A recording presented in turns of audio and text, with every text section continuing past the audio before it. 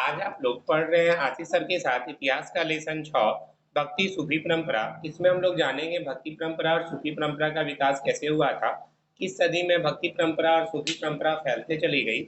इन सब बातों की इसमें हम लोग चर्चा करेंगे। और ये फैला कब से कब तक था, तो 8वीं से 18वीं सदी के बीच में फैला था। लोगों के धार्मिक विश्वासों में कई तरह के बदलाव आ रहे थे, श्रद्धा ग्रंथ बदल रहे थे। तो क्या क्या बदलाव हुआ इसके बारे में पढ़ेंगे। अध्याय 4 तक हमने पढ़ा कि प्रथम सहस्त्राब्दी के मध्य तक आते आते भारतीय उपमहाद्वीप का परिवेश धार्मिक इमारत, स्तूप, विहार और मंदिरों में चिन्हित हो गया। इसमें हम लोग और बदलाव के बारे में जानेंगे, क्या क्या धार्मिक विश्वासों का पुनर्निर्माण हुआ था, साहित्यिक परंपरा कैसे आगे बढ़ी, पुराणों के आधार पर भी हम उसके बारे में पढ़ सकते हैं। अब एक वर्ड आ गया पुराण। पुराण किसे कहा जाता है, तो पुराण जो है टोटल मिलाकर के पुराणों की संख्या 18 है। भगवत पुराण, वायु पुराण, विष्णु पुराण, ये आप लोग सुने होंगे। तो पुराणों की संख्या कितनी है, 18 है, ध्यान रखिएगा। और इसका वर्तमान स्वरूप लगभग उसी समय बनना आरंभ हो गया था। इसके अलावा ऐसे धार्मिक विश्वास भी हैं जो साहित्यिक और दृष्टिक दोनों ही दस्तावेजों में क्या है, महत्वपूर्ण है। इस बारे में चर्चा की गई। इस काल के नूतन साहित्यिक स्रोतों में संत कवियों की रचनाएं भी उभर कर सामने आती है कि बहुत सारे संत कवि हुए थे, उन लोगों ने अपने कुछ कुछ रचनाएं बताई थी, जिसमें उन्हें जनसाधारण की क्षेत्रीय भाषाओं में मौखिक रूप से अपने को व्यक्त कैसे किया था, ये भी हम लोग जानेंगे। यह रचनाएं जो अधिकतर संगीतबद्ध है, संतों के अनुयायी द्वारा उनकी मृत्यु के उपरांत संकलित की गई। मतलब पहले जब उन लोगों ने कहा उस टाइम नहीं संकलन किया गया था, बाद में किया गया था। जैसा आप लोग सभी जानते हैं, महात्मा बुद्ध ने कई सारे उपदेश दिए थे, लेकिन उनके उपदेशों के बारे में को लिखा जो है बाद में गया था, उनकी मृत्यु के कई वर्षों के बाद लिखा गया। और उस टाइम में क्या होता था, मौखिक परंपराएं चलती थी। जो भी गुरु जी समझा के चले जाते, उसे बच्चे कंठस्थ याद किया करते थे। और ये बाद में फिर लोगों को लगा कि भाई लोग भूल जाएंगे, इसलिए उन्हें संकलित किया जाने लगा, लिखा जाने लगा। इसके अलावा कई सारे संत कवियों के अनुयायियों जो उनके संप्रदाय से थे, उनकी जीवनी का भी वे लोग इस्तेमाल करते हैं। हालांकि उनकी जीवनियां अक्षरशः सत्य नहीं है, लेकिन फिर भी इनसे ज्ञात होता है अनुयायी इन पथ प्रदर्शक स्त्री पुरुषों के जीवन को किस तरह से देखते थे, इस बारे में भी बात किया गया है। अब देखिए यहाँ पर एक मूर्ति दी गई है। अगर आप ध्यान से देखें तो ये मूर्ति कांसे की नजर आ रही है। और इसे किसने, तो ये कब की मूर्ति है, तो ये मणिकव चटकार की 12वीं शताब्दी की कांस्य मूर्ति है। ये शिव के अनुयायी थे और तमिल में भक्ति गान की रचना करते थे, ध्यान रखिएगा। मणिकव चटकार की 12वीं शताब्दी की कांस्य मूर्ति, ये किसके अनुयायी थे, शिव के अनुयायी थे और तमिल में भक्ति गान की रचना किया करते थे। अब आता है धार्मिक विश्वासों और आचरणों की गंगा जमुनी बनावट। तो इस काल की कई सारी प्रभावी विशेषता भी है, इस बात का भी द्योतक है। विष्णु, शिव, देवी, कई सारे देवी देवताओं के रूप में पूजा किया जाता था। मेनली अगर बोले तो 3 परंपराएं चलती थी, एक विष्णु की वैष्णव परंपरा, शिव की शैव परंपरा और शक्ति की शाक्त। तो ये तीनों मेनली था। तो ये परिपाटी चलती रही। अब आता है एक वर्ड और, महान और लघु परंपरा किसे कहा गया। तो महान और लघु जैसे 20वीं शताब्दी के समाजशास्त्री रॉबर्ट रेडफील्ड द्वारा एक कृषक समाज के सांस्कृतिक आचरणों का वर्णन करने के लिए मुद्रित किया गया था। किसान उन कर्मकांड और विद्वानों की बात करते थे, उन कर्मकांडों और पद्धतियों का अनुकरण करते थे जिनका समाज के प्रभुत्वशाली वर्ग जैसे पुरोहित और राजा द्वारा पालन किया जाता था। देखिए समान शब्द में ऐसे समझिए, आज के वर्तमान समय में भी यही होता है कि जो बड़े लोग करते हैं, हम लोग छोटे लोग उसकी नकल करते हैं। तो भाई जैसे एगो नॉर्मल सा बात है, अभी प्री वेडिंग शूट चला है, बड़ा अमीर घर का बाप का लड़का लड़की किया प्री वेडिंग शूट, अब बोले उसी चक्कर में मध्यम वर्ग बना, हम प्री वेडिंग शूट कराएंगे। उस चक्कर में किसी का अच्छा भी होता है, कोई कोई बर्बाद भी हो जाता है, आपकी जानकारी के लिए बता दें। तो हालांकि ये बात और है, तो उस टाइम में भी जो परंपराएं थी वो उसी को देख करके किया जाता था। तो जो राजा और बड़े व्यापारी लोग करते थे उसको महान परंपरा कहा गया, और जो कृषक लोग करते थे उसको लघु परंपरा कहा गया। मतलब बड़े लोग का महान परंपरा, छोटे लोगों का लघु परंपरा। रेडफील्ड ने यह भी देखा कि महान और लघु दोनों ही परंपराओं में समय के साथ काफी परिवर्तन भी हुआ और आदान प्रदान भी हुआ दोनों की बातों का। और इन शब्दों को उद्धरण चिन्ह के साथ प्रस्तुत भी किया जाता है, जिसे लघु और महान कहा जाता है। अब देखिए पूजा प्रणालियों का समन्वय। वे इतिहासकार जो विकास को समझने का प्रयास करते हैं, उनका सुझाव है यहाँ कम से कम 2 प्रक्रियाएं कार्यरत थी। कुछ ग्रंथ सरल संस्कृत छंदों में लिखे गए थे, और जो वैदिक विद्या से विहीन स्त्रियों और शूद्रों द्वारा भी ग्राह्य थे, जिसको सब कोई समझ सकता था।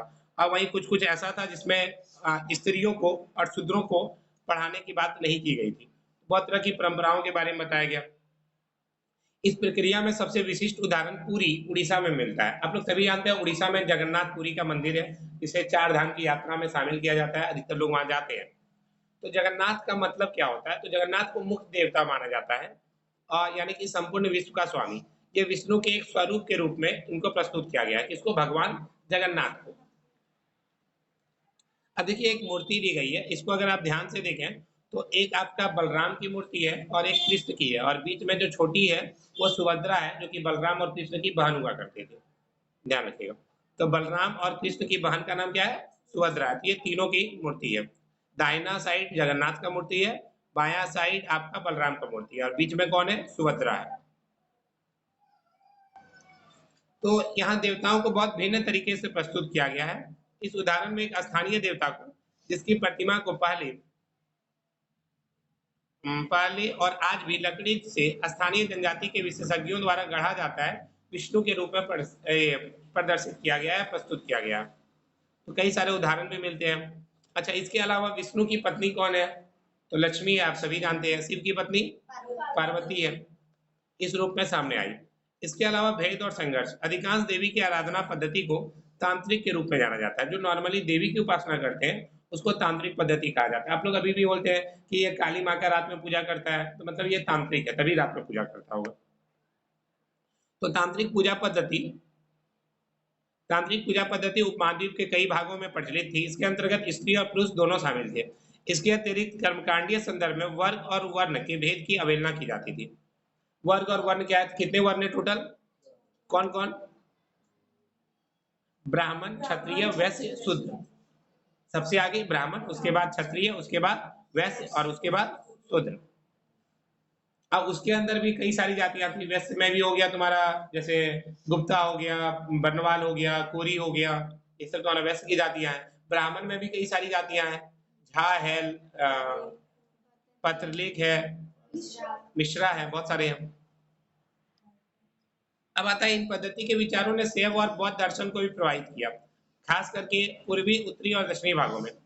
आगामी सहस्त्राब्दी में इन समस्त विश्वासों और अत्याचारों का वर्गीकरण हिंदू के रूप में हुआ था। यदि हम वैदिक और पौराणिक परंपरा के बीच तुलना करें तो यह विषमता और अधिक स्पष्ट रूप से उभर कर आती है। वैदिक देवकुल के अग्नि, इंद्र और स्वयं जैसे देवता पूरी तरह गौण हो गए। तो पहले वैदिक काल में क्या होता था? अग्नि देवता की पूजा की जाती थी, इंद्र की जाती थी और सोम की जाती थी। हालांकि आज के टाइम में भी जब भी आप देखिएगा कहीं खान पान शुरू होता है तो पहले अग्नि देवता को एगो पूरी चढ़ाया जाता है, या आप लोग का अगर शादी वादी होगा तो उस टाइम में भी अग्नि देवता को ही सारा होम स्वाहा किया जाता है। इंद्र की पूजा आज भी कहीं कहीं की जाती है। हालांकि ये बात है, हम लोग भी इंद्र को देवता ही मानते हैं, लेकिन जिस तरह भोले बाबा और बजरंगबली का मंदिर आपको हर जगह मिल जाएगा, उस तरह मिलता है क्या इंद्र का? नहीं मिलता है। स्वाम देवता आपके हो गए, मतलब जो सुरापान के देवता है उसको स्वाम देवता कहा गया। तो ये सब देवता जो पहले चल रहे थे उन देवताओं का काल कम हो गया। जिस प्रकार एक कहावत है, अगर किसी का उत्थान होता है तो पतन भी होता है, तो उसी प्रकार जो देवताओं का उत्थान था उसके बाद धीरे धीरे उनके बारे में लोग कम जानने लगे। अब आता है साहित्य और मूर्तिकला दोनों में ही उनका निरूपण नहीं दिखता। वैदिक का मंत्रों में विष्णु, शिव और देवी की झलक मिलती है। तुलना इसके विशद पौराणिक मिथकों से कदापि नहीं की जाती। कई सारी बातों की चर्चा की जाती है। ईश्वर की उपासना के लिए मंत्रों के उच्चारण के साथ यज्ञों के संपादन भी परे पड़े थे, बहुत सारा बात था से परे थे। इसके अलावा कभी कभी बौद्ध परंपरा और जैन धर्म से संबंधित संबंध कभी कभी तनावपूर्ण हो जाते थे। अभी भी अगर हम बोले, बहुत सारी बातों पे हिंदू और मुस्लिम अपने धर्म को लेकर के कभी कभी लड़ जाते हैं ना, तो उस टाइम भी बौद्ध धर्म और जैन धर्म के बीच में कुछ ऐसा ही तनावपूर्ण संबंध हो जाता था।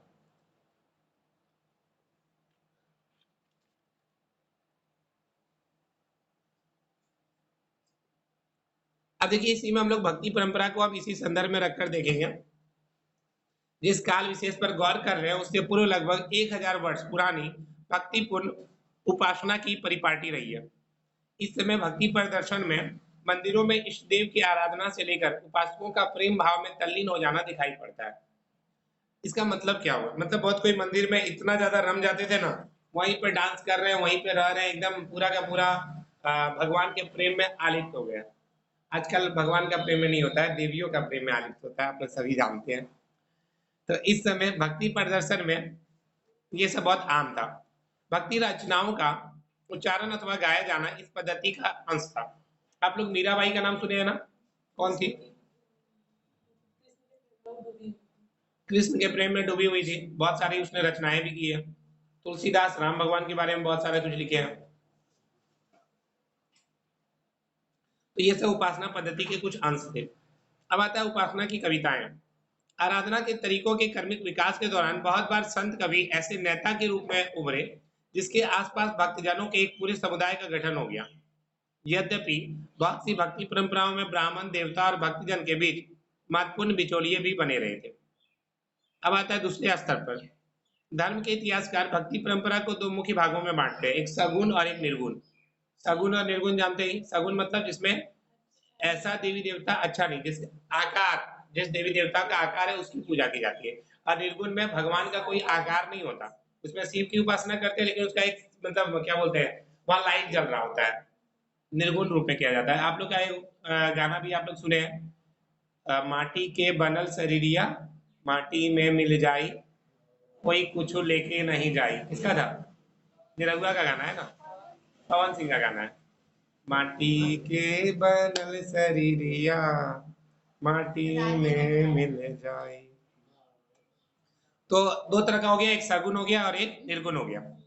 प्रथम वर्ग में शिव, विष्णु और उसके अवतार व देवियों की आराधना आती है जिसकी मूर्त रूप में अवधारणा हुई। और निर्गुण में अमूर्त या निराकार देवी देवता की पूजा की जाती है। निराकार मतलब जिसका भगवान का कोई आकार नहीं हो, ध्यान रखिएगा। अब आता है तमिलनाडु के अलवार और नयनार संत। देखो इसको याद करने का बहुत अच्छा तरीका। नयन, तीन गो नयन किसका होता है? शिव का। तो नयनार किसके भक्त हो गए? शिव के। बच गया अलवार, अलवार हो गया विष्णु का। नयनार मतलब तीन नयन, तीन नयन हो गया शिव का, तो नयनार में शिव भक्त और अलवार में विष्णु भक्त। तो लगभग छठी शताब्दी में अलवारो विष्णु भक्ति में तन्मय और नयनार शिव भक्त के नेतृत्व में हुआ। वे एक स्थान से दूसरे स्थान तक भ्रमण करते हुए तमिल में अपने इष्ट की स्तुति में भजन गाते थे। इष्ट मतलब अपने भगवान की स्तुति में भजन गाते थे और चलते थे। अपनी यात्राओं के दौरान अलवार और नयनार संतों ने कुछ पावन स्थलों को अपने इष्ट का निवास स्थल घोषित कर दिया कि भैया यहाँ पर मेरे भगवान रहते हैं।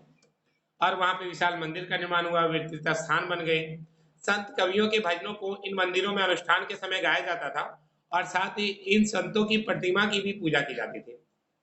आप ऐसे सीधा समझिए, तुतरू मंदिर में एगो पंडित जी का फोटो बनल है पूरा संगमरमर का, और लोग आते हैं उसकी भी पूजा करते हैं। तो एक टाइप का वो संत बन गए, ठीक है, और उनकी भी पूजा की जाने लगी। अब आता है जाति के प्रति दृष्टिकोण। कुछ इतिहासकारों का यह भी मानना है कि अलवार और नयनार संतों ने जाति प्रथा और ब्राह्मण के विरुद्ध में भी उन लोगों ने क्या किया था, आवाज उठाया था। कुछ हद तक यह बात सत्य भी है क्योंकि भक्ति संत विविध समुदाय से थे, जैसे ब्राह्मण, शिल्पकार, किसान और कुछ उन जातियों से भी आए थे जिन्हें अस्पृश्य माना जाता था। अस्पृश्य का मतलब क्या होता है या अछूत का मतलब क्या होता है? छोटी जाति। आप लोग एक नॉर्मली देखते होंगे, कुछ लोग ऐसी जाति से बिलोंग करते हैं जिसको आपके घर में नॉर्मली उसको बेड पर बैठने नहीं दिया जाएगा या उनको खाना नहीं दिया जाता है, मतलब एक अलग टाइप का दे दिया जाता है कि नहीं नहीं भीने दो, काहे भाई वो आएगा तो मेरा घर छुआ जाएगा। ऐसा भी कॉमनली कहीं कहीं यूज होता है। हालांकि ये बात और है, सार्वजनिक स्थलों पे आप ऐसा नहीं कर सकते, लेकिन घर में आज भी ये चीज होता है। तो वे लोग ब्राह्मणों का क्या सपोर्ट करेंगे? नहीं ना, विरोध ही करेंगे। तो अलवार और नयनार संतों की रचनाओं को वेद जितना महत्वपूर्ण बताया गया था। और उदाहरण स्वरूप अलवार संतों के एक मुख्य काव्य संकलन, ये वर्ड बहुत याद रखिएगा, बहुत इंपॉर्टेंट है, नल इरा दिव्य प्रबंधम। नल इरा दिव्य प्रबंधम, इसका वर्णन तमिल वेद के रूप में किया जाता है। वेदों की संख्या कितनी है? कौन कौन? ऋग्वेद, सामवेद, अर्थवेद और यजुर्वेद। ठीक है, ये चार वेद है। तो इन्होंने कहा जिस तरह ब्राह्मणों का चार वेद है उसी तरह हम लोग का भी एक वेद है जिसका नाम इन लोगों ने क्या रखा, नल इरा दिव्य प्रबंधम, और ये तमिल वेद के रूप में रखा। इस तरह इस ग्रंथ का महत्व संस्कृत के चारों वेदों जितना बनाया गया जो ब्राह्मणों के द्वारा पोषित थे। अब एक नाम आता है स्त्री भक्त अंडाल का। इसकी सबसे बड़ी विशेषता इसमें स्त्रियों की उपस्थिति थी। अंडाल नामक अलवार स्त्री के भक्ति गीत व्यापक स्तर पर गाए जाते थे। यह स्वयं को विष्णु की प्रेयसी मानती थी। देखिए, मीरा कृष्ण की प्रेमिका थी, जो कि विष्णु का एक अवतार थे, और अंडाल किसकी प्रेमिका है? विष्णु की है। वो बोलती थी हम विष्णु की प्रेयसी हैं, और ये मान करके अपनी प्रेम भावना को छंदों में व्यक्त करती थी। अब आता है एक और स्त्री शिव भक्त कराईकाल अमैयार ने अपने उद्देश्य प्राप्ति हेतु घोर तपस्या का मार्ग अपनाया, लेकिन इसने शिव को ये प्रेमिका नहीं माना था, प्रेमी नहीं माना था, बल्कि पिता माना था। देखो, सीधा सीधी याद रखो, लड़की लोग हमेशा राजकुमार जैसा दिखने वाला लड़का को पसंद करती है, तो विष्णु भगवान थोड़ा बढ़िया दिखते हैं, स्मार्ट दिखते हैं, इसीलिए अंडाल को उससे प्रेम हो गया था। लेकिन कराईकाल अमैयार, ये दूसरी लड़की है, इस शिव को अपना बाबूजी मानती थी कि मेरे पिता है। थोड़ा देखने में कम हैंडसम लग रहे थे, लड़का जैसा नहीं लग रहे थे, पिता जैसा लग रहे थे, तो इसलिए उसने पिता मान लिया, कराईकाल अमैयार ने। हालांकि याद करने के लिए मैं ऐसा बोल रहा हूँ, वास्तविकता में जो है उस पर हम नहीं कमेंट कर रहे। तो हालांकि इन स्त्रियों ने अपने सामाजिक कर्तव्यों का परित्याग किया और वह किसी वैकल्पिक व्यवस्था अथवा भिक्षुणी समुदाय की सदस्य नहीं बनी, और इन स्त्रियों के जीवन पद्धति और उनकी रचनाओं ने पितृसत्तात्मक आदर्शों को चुनौती दी कि भैया हम लोग भी अकेले रह सकते हैं, भगवान की भक्ति में लीन हो सकते हैं। अब देखिए, भक्ति साहित्य का संकलन 10वीं शताब्दी तक आते आते 12 अलवार, अलवार किसको कहा गया है? विष्णु के भक्त को। तो 12 विष्णु के भक्तों की रचनाओं का एक संकलन तैयार किया, जिसे नल इरा द्वीप प्रबंधम कहा जाता है। इसमें 4000 रचनाएं हैं, 4000 पावन रचनाओं के नाम से जाना जाता है। और 10वीं शताब्दी में ही अपार सबंदार आदमी का नाम है, और सुंदरार ये भी आदमी का नाम है। इसकी कविताएं तवरम नामक संकलन में लिखी गई थी, और जिसमें कविताओं का संगीत के आधार पर वर्गीकरण हुआ। अब देखिए, यहाँ पर कुछ और वर्ड दिया है। चतुर्वेदी, चारों वेदों के ज्ञाता ब्राह्मण को चतुर्वेदी कहा जाता है। अगर किसी ब्राह्मण ने चारों वेद का अध्ययन कर लिया तो उसको चतुर्वेदी ब्राह्मण कहेंगे। ठीक है, हालांकि ये पढ़ना काफी कठिन होता है, बहुत कम ही लोग हैं जो चारों वेदों को जानते हैं। ठीक है, अगर आप लोग को भी शौक है तो पढ़ सकते हैं। और कहा भी जाता है कि जिसने चारों वेदों का अध्ययन कर लिया, वह जन्म जना ब्राह्मण नहीं होते हुए भी वह ब्राह्मण का स्थान पा जाता है। अगर तुम जन्म से शूद्र जाति के हो, अछूत जाति के हो, अगर तुमने चारों वेद पढ़ लिया तो तुम ब्राह्मण हो गए। और अभी भी बनारस वगैरह अगर तुम चले जाओ, जिसने 4 वेदों का अध्ययन किया है वहां पर वही पूजा कराता है। ठीक है, BHU बनारस हिंदू यूनिवर्सिटी, वहां पर स्पेशली अगर बोले ना तो आपका ये संस्कृत ही अधिकतर लोग पढ़ते हैं। तो चतुर्वेदी जो अजनबी है, तुम्हारी सेवा के प्रति निष्ठा नहीं रखते, उनसे भी ज्यादा आप उन दासों को पसंद करते हैं जो आपके चरणों से प्रेम करते हैं, चाहे वह वन व्यवस्था से परे ही क्यों ना हो। अब आगे बढ़ते हैं। हाँ, एक चीज और दिया हुआ है, शास्त्र या भक्ति। यह छंद अपार नामक नयनार संत की रचना है। अपार कौन थे? नयनार संत थे। और इसने कहा, हे ध्रुत जन, हे धूर्त जन, जो तुम शास्त्र को उद्धृत करते हो, तुम्हारा गोत्र और कुल वाला किस काम का? तुम केवल मार पेरू के स्वामी शिव, जो तमिलनाडु के तंजावुर जिले के मारपुर में बसते हैं, को अपना एकमात्र आश्रयदाता मानकर नतमस्तक हो। तो मतलब कुछ कुछ लोग अपने अपने विचारों को प्रकट करते थे, वही दिया गया। अब देखिए, यहाँ पर कराईकाल अमैयार का चित्र बनाया गया, नहीं नहीं ये चित्र है आपका, हाँ, कराईकाल अमैयार की कांस्य मूर्ति बनाई गई है। देख सकते हैं कितनी पतली दुबली है। हालांकि ये बात और है कि लड़के लोग छोड़ दीजिए, यह उदाहरण कराईकाल अमैयार की कविता से लिया गया है। वे स्वयं का वर्णन कर रही है। राक्षसी फूली हुई नाड़ियों वाली बाहर निकली आंखें, सफेद दांत और भीतरी रसा, उधर लाल केस और आगे निकले दांत, लंबी पिंडली की नली जो टखनों तक फैली हुई है, वन में विचरते समय चीखना और क्रंदन। यह अलंकटू का वन है जो हमारे पिता शिव का घर है। वह नृत्य करते हैं, उनके जटाजूट आठों और बिखर जाते हैं और उनके अंग क्या है? शांत है। तो ये सब बस लिखा गया है। आपसे बस ये पूछा जा सकता है, कराईकाल अमैयार कौन थी? तो यह शिव भक्त थी। ये शिव को क्या मानती थी? विष्णु को ना सर, कराईकाल अमैयार शिव को पिता मानती थी। ठीक है, अंडाल विष्णु को क्यों की प्रेयसी थी। ठीक है, आगे बढ़ते हैं। राज्यों के साथ संबंध। अध्याय 2 में हमने पढ़ा तमिल क्षेत्र में प्रथम सहस्त्राब्दी ईस्वी के आरंभ में कई महत्वपूर्ण सरदारियां थी।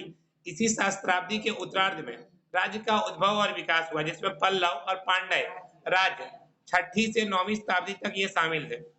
अच्छा, पल्लवों की राजधानी कहाँ थी? कांचीपुरम। बहुत अच्छा, आगे देखते हैं। हालांकि बौद्ध और जैन धर्म इस क्षेत्र में कई शताब्दियों से मौजूद थे और उन्हें व्यापारी और शिल्पी वर्ग का प्रश्रय भी हासिल था। इन धर्मों को राजकीय संरक्षण और अनुदान यदा कदा कभी कभी प्राप्त हो जाता था। अब देखो, तमिल भक्ति रचनाओं का एक मुख्य विषय वस्तु बौद्ध और जैन धर्म के प्रति विरोध भी है। और विरोध का स्वर किस रूप में आता है? नयनार संत की रचनाओं के रूप में आता है।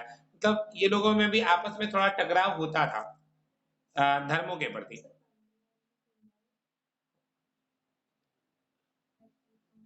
अच्छा, पांडे की राजधानी मदुरई। शक्तिशाली चोल 9वीं से 13वीं शताब्दी सम्राट ने ब्राह्मणी और भक्ति परंपरा को समर्थन भी दिया और विष्णु और शिव मंदिर के निर्माण के लिए कई सारे भूमि अनुदान भी दिए थे। आगे बढ़ते हैं। चिदम्बरम, तंजावुर और गंगेकोंडचोलपुरम के विशाल शिव मंदिर चोल सम्राटों की मदद से ही निर्मित हुए थे। आप लोग सुने होंगे राजेंद्र प्रथम का नाम, राजराज प्रथम का नाम। तो राजराज प्रथम का बेटा था राजेंद्र प्रथम, जिसने निशुम्भ सुधनी देवी का मंदिर बनवाया था। आगे बढ़ते हैं। और इसी काल में कांस्य में ढली गई शिव की प्रतिमाओं का निर्माण भी हुआ। अब आता है नैनार और अलवार संत वेलाल कृषकों के द्वारा सम्मानित होते हैं। नैनार और अलवार संत। नैनार मतलब क्या हो गए? किसके भक्त? शिव के भक्त। अलवार मतलब विष्णु के भक्त। इनको सम्मानित कौन करता था? वेलाल। अब वेलाल किसको कहा जाता है? संपन्न किसानों को वेलाल कहा जाता था। जो बहुत पैसे वाले किसान होते थे उसको वेलाल कहा जाता था। तो वे लोग इनको सम्मानित भी करते थे। तो इसलिए आश्चर्य नहीं है कि शासकों ने भी उनका समर्थन पाने का दावा किया। अभी अगर मान लेते हैं कल रामदेव बाबा बोल दे सब कोई मिल करके बीजेपी को वोट दो, तो अधिक उम्मीद है बीजेपी का समर्थन में और ज्यादा लोग हो जाएंगे, क्योंकि लोग उसको मानते हैं, एक टाइप को भगवान भी मानते हैं बहुत कोई रामदेव बाबा को। तो ये सब भी अंतर आता है। अब आता है तो इसलिए शासक लोग भी ये समर्थन उनका पाना चाहते थे। चोल सम्राटों ने देवीय समर्थन पाने के लिए अपनी सत्ता के प्रदर्शन के लिए सुंदर मंदिरों का भी निर्माण कराया था, जो पत्थर और धातु से बनी मूर्तियां उसमें थी।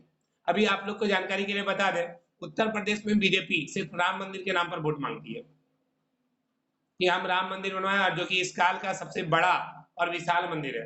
क्योंकि लगभग हमको लगता है इन 100 सालों के इतिहास में 2000 से लेकर के हमको लगता है, देखो 2000 क्या 2100 तक में हमको नहीं लगता है इतना बड़ा फिर कोई मंदिर बन पाएगा या कुछ और बन पाएगा। जिस तरह अनादि काल में बड़ा बड़ा मंदिर बनता था, इसी बार ऐसा हुआ है कि भगवान राम का मंदिर बना है जो अत्यंत ही विशाल और खूबसूरत बना है। तो राजा लोग जो चाहते थे इसकी मदद से क्या होता था, उनको जन समर्थन ज्यादा मिल जाता था। अभी भी बीजेपी वाला यही प्रचार करता है कि आप लोग अगर हिंदू हैं तो हमको वोट दीजिए। कांग्रेस वाला कहीं ना कहीं मुस्लिम के नाम पर वोट मांगता है, लेकिन मुस्लिमों की संख्या बहुत कम है, हिंदुओं के मुकाबले कम है। तो भाई ये सब भी जातिगत राजनीति पहले भी चलती होगी, अभी भी चलती है। अब इन सम्राटों ने तमिल भाषा के 6 भजनों का गायन इन मंदिरों में प्रचलित किया। उन्होंने ऐसे भजनों का संकलन एक ग्रंथ तौरम के रूप में करने का भी जिम्मा उठाया। 945 ईस्वी के अभिलेख से पता चलता है चोल सम्राट परांतक प्रथम ने संत कवि अपार सबंदर और सुंदरार की धातु प्रतिमाएं एक शिव मंदिर में स्थापित कराई थी। किसने? प्रांतक प्रथम ने। इन मूर्तियों को उत्सव में एक जुलूस में निकाला जाता था। अब आता है कर्नाटक की वीरशैव परंपरा। तो 12वीं शताब्दी में कर्नाटक में एक नवीन आंदोलन का उद्भव हुआ और जिसका नेतृत्व बासवन्ना नामक एक ब्राह्मण ने किया था। और बासवन्ना कौन थे? कलाचुरी राजा के दरबार में मंत्री थे और इनके अनुयायी वीरशैव शिव के वीर और लिंगायत लिंग धारण करने वाले कहलाए। तो अगर पूछा जाए आपसे वीरशैव परंपरा का उद्भव किसने किया था, तो बासवन्ना ने किया था। बासवन्ना कौन थे? तो कलाचुरी राजा के दरबारी मंत्री। इसके अनुयायी क्या कहलाए? तो वीरशैव यानी शिव के वीर, और लिंगायत मतलब लिंग धारण करने वाले कहलाए। और लिंगायत शिव की आराधना लिंग के रूप में करते हैं। ये देखिए हरा वाला पूरा लिख करके रेड वाला लिंगायत वर्ड लिखिएगा, उसके बाद फिर मिला दीजिएगा। लिंगायत शिव की आराधना लिंग के रूप में करते हैं। और इस समुदाय के पुरुष वाम स्कंद मतलब बाया कंधा पर चांदी के एक पिटारे में लघु लिंग को धारण करते हैं। अभी भी आप लोग जहाँ पे शिव की पूजा करने जाते हैं, आप लोग हर जगह शिवलिंग के रूप में करते हैं ना। शिव की मूर्ति बहुत कम जगह लगी होती है, जब दुर्गा पूजा होता है तभी देखते हैं को शिव भगवान का मूर्ति बनता है, नहीं तो हर जगह पर क्या होता है, शिवलिंग की पूजा की जाती है। जबकि आप देखिए हनुमान जी का क्या होता है, हनुमान जी का मूर्ति होता है, यह श्रद्धा की दृष्टि से देखा जाता है, उनमें जंगम अर्थात यायावर भिक्षु भी शामिल है। ये लोग लघु लिंग को किसमें धारण करते हैं, चांदी के पिटारे में। और लिंगायतों का विश्वास है कि मरने के बाद वे क्या हो जाएंगे, शिव में लीन हो जाएंगे। और धर्मशास्त्र में बताए गए श्राद्ध संस्कार का वे पालन नहीं करते, वे मृतकों को दफनाने का काम करते हैं। ये भी एक इम्पोर्टेंट है कि लिंगायत क्या करते हैं, मृतकों को दफनाते हैं, ध्यान रखिएगा। देखो यानी लिंगायत हो गया एक टाइप का, तुम हिंदू धर्म का तुम समझ लो, उसके बाद भी दफनाया जाता है। बहुत कोई एक बात ये भी जान लो, हालांकि ये मेरा खुद का भी हो सकता है कि दो तरह का होता है, एक दफनाया जाता है, एक जलाया जाता है। सऊदी अरब मक्का वगैरह में क्या होता है, दफनाया जाता है, मतलब मुस्लिम लोग। कारण क्या हुआ होगा, जैसा मेरा और अन्य इतिहासकारों का भी मानना है कि आप सऊदी अरब मक्का मदीना अगर आप जगहों पर चले जाएं तो वहां पर क्या होता है, रेती रेत होती है। अब रेती रेत पेड़ पौधा उगता है क्या, नहीं।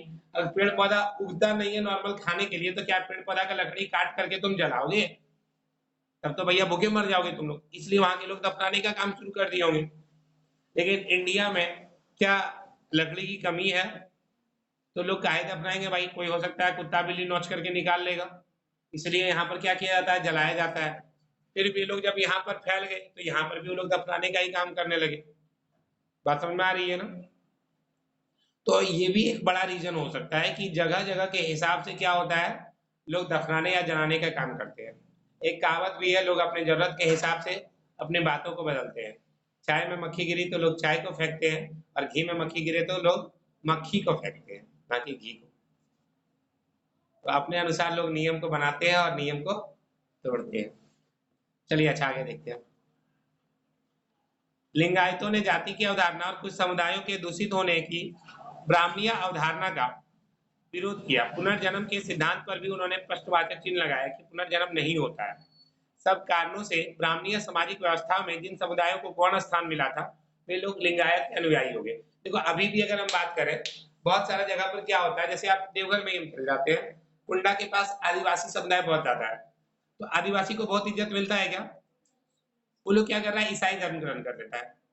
कारण क्या है, ईसाई धर्म में जाने के बाद उनका स्थान थोड़ा ऊंचा हो जाता है। प्रत्येक शुक्रवार को ईसाइयों का कुछ कुछ एक टाइप का मेला टाइप का लगता है, वहां पर सब कोई जाते हैं, चर्च में आराधना करते हैं। इसके अलावा प्रत्येक पर्व त्योहार के अवसर पर, जो लोग का क्रिसमस होता है, प्रत्येक क्रिसमस पे आदिवासी लोग को, जो लोग आदिवासी से ईसाई बने, वो लोग को शर्ट फुल पहनने दिया जाता है, कपड़ा दिया जाता है। तो जो गरीब है उनके लिए कपड़ा भी काफी लग्जरी आइटम है। तो इस कारण से वे लोग क्या कर रहे हैं कि भाई अपना धर्म में तो इज्जत है नहीं हमको, चलो ईसाई बन जाते हैं, इज्जत वैसे मिलेगा ना। तो इसलिए उस टाइम में भी जिन लोगों को अपने धर्म में इज्जत कम मिलता था, वे लोग क्या करते थे, दूसरे धर्म में चले जाते थे। आगे बढ़ते हैं। धर्मशास्त्र में जिन आचारों को अस्वीकार किया गया था, जैसे व्यस्त विवाह, विधवा पुनर्विवाह, लिंगायतों ने उन्हें मान्यता प्रदान की। पहले के टाइम में ये माना जाता था, धर्मशास्त्र में दिया गया था कि शादी कम उम्र में कर दी जानी चाहिए, लेकिन लिंगायत बोला नहीं, व्यस्त विवाह होना चाहिए, बड़ा होने के बाद शादी होना चाहिए। लेकिन हम जानते हैं पहले वाला ही बढ़िया था, बॉयफ्रेंड और गर्लफ्रेंड वाला वर्ड जो है इतनी जनरेटेड नहीं था। कल परसों का बात बता रहे हैं, एक शादी में गए थे, एक लड़की हमको बताई कि भैया हम लोग का स्कूल में 2 क्लास का बुतरू को बॉयफ्रेंड और गर्लफ्रेंड का मतलब पता है, 2 क्लास। और आज तक हम मतलब हम लोग जाकर के मास्टर डिग्री में पता चला था कि भाई बॉयफ्रेंड और गर्लफ्रेंड नाम का भी कोई चीज होता है। तो आज का टेक्निक कितना आगे बढ़ गया। तो भाई पहले के ही लोग अच्छे थे, कम उम्र में टिकट कटा के विदा कर दो, बात खत्म, कोई टेंशन ही नहीं। नहीं नहीं, पहले भी होता ही नहीं था भाई। तुम्हारे दादी का शादी हुआ था 12 साल में या 10 साल में, 10 साल में, तो उसको बढ़िया से बोले चलने नहीं आता होगा। परदादी का शादी 5 साल में हुआ था, और ताय ताय बोल नहीं पाती होगी, तकलीफ ब्याह करके फुर्सत हो गया था। तो लोग क्या बेगारी करेंगे, आजकल तो पूछो ही मत। तो हालांकि ये बात और है कि समय के साथ-साथ कुछ परंपराएँ अच्छी हो जाती है, कुछ परंपराएँ खराब हो जाती है। बाल विवाह को इसलिए उस समय बंद कराना आवश्यक था, क्योंकि उसके कारण कई सारे लड़कियों का जिनका पति का मृत्यु हो जाता था, उन्हें काफ़ी ज़्यादा दुःख का सामना करना पड़ता था या उन्हें सती कर दिया जाता था। विधवा विवाह भी इसलिए उस वक़्त आवश्यक था। लेकिन समय का परिवर्तन चला तो बाल विवाह को बंद कराया गया। अब हमको लगता है फिर से स्टार्ट कर देना चाहिए। चलिए आगे देखते हैं। आप भी स्टार्ट करिए। वीर शैव परंपरा की व्युत्पत्ति उन वचनों से हुई जो कन्नड़ भाषा में उन स्त्री पुरुषों द्वारा रचे गए इस आंदोलन में शामिल हुए थे। अब आता है नई धार्मिक विकास। मध्यवर्ती शताब्दियों में मुख्य विकास देखने में आई एक और तो तमिल भक्त, खास तौर से वैष्णव। तमिल भक्तों को में मेनली कौन आते हैं? विष्णु के भक्त आते हैं। के विचारों को सांस्कृतिक परंपरा में समाहित कर लिया गया और 13वीं शताब्दी में भक्ति परंपरा का विकास महाराष्ट्र में हुआ। भक्ति परंपरा का विकास कहाँ पे हुआ? महाराष्ट्र में। कितना सदी में? 13वीं सदी में। अब देखो बहुत सारा लोग कई बातों पर चर्चा भी करते थे। ये बासवाना के द्वारा रचित है। जैसे जब एक पत्थर से बने सर्प को देखते हैं तो उस पर क्या करते हैं हम लोग? दूध चढ़ाते हैं। ये होता ही है। और जब असली का सांप आ जाए, मार मार मार मार मार जल्दी काट ले तू मार। तो भाई ऐसा क्या है? तो भाई ऐसा तो होना नहीं चाहिए। अगर आप प्रतिमा को अगर आप दूध पिला रहे हैं तो रियल वाला दूध को भी सांप को दूध पिलाइए। उसको तो उत्तरी भारत में धार्मिक उफान। इसी काल में उत्तरी भारत में विष्णु और शिव जैसे देवताओं की उपासना मंदिरों में की जाती थी, जिन्हें शासकों की सहायता से निर्मित किया जाता था। किंतु इतिहासकारों को अलवार और नयनार संतों की रचनाओं जैसे कोई ग्रंथ 14वीं शताब्दी तक उत्तरी भारत में प्राप्त नहीं हुआ था। तो बाद में हो सकता है लिखा गया होगा। कुछ इतिहासकारों का मानना है उत्तरी भारत में ही वह काल था जब अनेक राजपूतों का राज्यों का उद्भव हुआ। इन सभी राज्यों में ब्राह्मणों का स्थान बहुत महत्वपूर्ण था। वे ऐहिक और अनुष्ठानिक दोनों ही कार्य करते थे। इस प्रभु सत्ता को सीधे चुनौती देने का प्रयास शायद ही किसी ने नहीं किया। इसी समय वे धार्मिक नेता जो रूढ़िवादी ब्राह्मणिया सांचे के से बाहर थे, उनके प्रभाव में विस्तार हो रहा था। ऐसे नेताओं में नाथ, जोगी और सिद्ध शामिल थे। बहुत से लोग शिल्पी समुदाय के थे, जिनमें से जुलाहे भी शामिल थे। जुलाहा किसको कहा जाता है? जो धागा को काटने का काम करता है या बुनने का काम करता है। संयोजित दस्तकारी उत्पादन के विकास के साथ साथ उसका महत्व भी बढ़ता चला गया। अब देखिए कई सारे दस्तकारी वस्तुओं की मांग बढ़ी। दस्तकारी वस्तु उन वस्तुओं को कहा जाता है जिस पर नया नया डिजाइन बनाया जा सकता है, अच्छा से डेकोरेट किया जा सकता है।